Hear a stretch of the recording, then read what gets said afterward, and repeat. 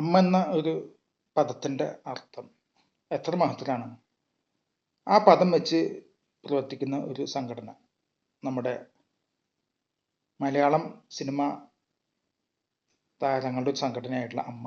അതിൽ നടക്കുന്ന അടിപിടികൾ, അതാണ് ഇപ്പോൾ സോഷ്യൽ മീഡിയയിലായാലും വാർത്താ ചാനലുകളിലായാലും എല്ലാം പ്രധാന വിഷയം. സത്യത്തിൽ ചെറിയ പടലപ്പിണക്കങ്ങളാണ് ഇതിൻ്റെ ഉള്ളിലുള്ളത്. അതൊക്കെ ഇപ്പോൾ സംഘടന പുറത്തേക്ക് വന്ന് പൊതുജനത്തിൻ്റെ മുമ്പിൽ അലക്കി മെഴുകുന്ന ഒരു അവസ്ഥയിലേക്ക് കാര്യങ്ങൾ പോയി. ചെറിയ കുട്ടികളാണ് അമ്മയോട് ഈ ഓരോ പരാതികളും പരിഭവങ്ങളും പറയാം.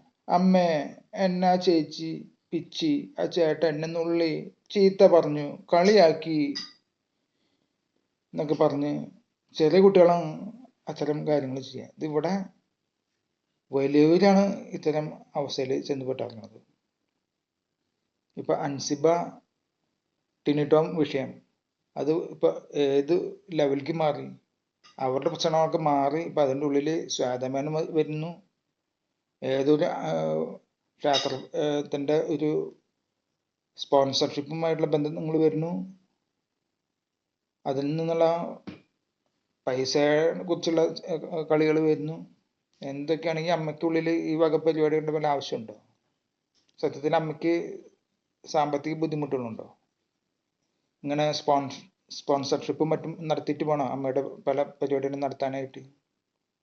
കഴിവുള്ള 2-3 പേര് വിചാരിച്ചാൽ ഇതൊക്കെ ഭംഗിയായിട്ട് നടത്താൻ പറ്റും. പിന്നെ ഈ അമ്മ സംഘടന ഉദ്ദേശിച്ചിട്ടുള്ളത് എന്തിനാണ്?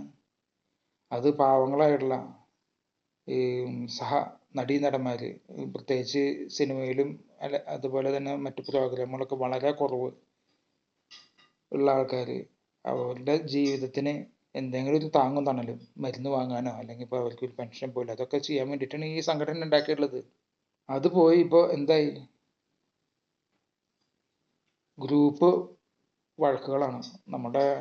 നമുക്കറിയാം, 2 ആഴ്ച മുമ്പ് കേരളത്തിൽ UDF ഗവൺമെന്റിന് മന്ത്രിമാരനെ കിട്ടാനായിട്ട് അങ്ങോട്ടും ഇങ്ങോട്ടുള്ള തല്ലുകൂട്ടങ്ങളായിരുന്നു. അതൊക്കെ മാറുമെന്ന് ശ്രമിച്ചുള്ളൂ. ഞാനാണ് വലുത്, നീയാണ് വലുത് എന്നൊക്കെയുള്ള പ്രശ്നങ്ങളൊക്കെ അത് നമ്മൾ സഹിച്ച് കെട്ടടങ്ങി നിൽക്കുന്ന സമയത്താണ് ഇപ്പോൾ താരസംഘടനയുടെ ഈ പൊല്ലാപ്പ്. അപ്പോൾ ഇതിനുള്ളിൽ ഉള്ള ചെറിയ ചെറിയ പടലപ്പിണക്കങ്ങൾ അതൊക്കെ പരസ്പരം പറഞ്ഞ് മനസ്സിലാക്കി പറഞ്ഞ് തിരുത്തി ഒക്കെ അതിൻ്റെ ഉള്ളിൽ നടത്തുന്നതിന് പകരം അതൊക്കെ ഇപ്പോൾ പുറത്ത് വന്ന് വിളിച്ച് പറയുന്ന ഒരവസ്ഥയിലേക്ക് എത്തി. മുൻപ് പുരുഷന്മാരായിരുന്നു ഈ സംഘടനയുടെ ഭാര്യകൾ. അന്നും ചെറിയ വക പ്രശ്നങ്ങളൊക്കെ ഉണ്ട്, പക്ഷെ അത് ഇത്രയും രൂക്ഷമായിട്ടുണ്ടായിരുന്നില്ല. പിന്നെ സ്ത്രീജനങ്ങൾ ഇപ്പോൾ ഈ സംഘടനയുടെ തലപ്പത്ത് വന്നു. അപ്പോൾ വിചാരിച്ചത് കുറച്ചും കൂടി ഭംഗിയായിട്ട് ഈ സംഘടന പോകുന്നതാണ്.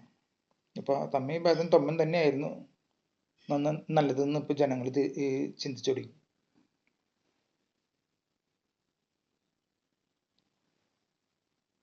എന്താ ചെയ്യുക?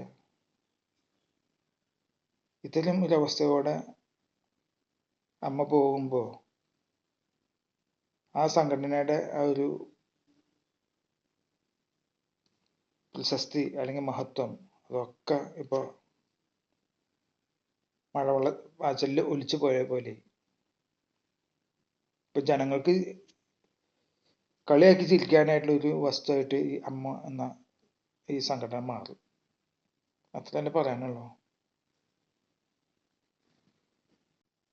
ഇനിയിപ്പോ പറയണത് തലതൊട്ടപ്പന്മാര് അവര് ഈ വിഷയത്തിൽ ഇടപെടട്ടെ എന്നൊക്കെയാണ് പറയണത്.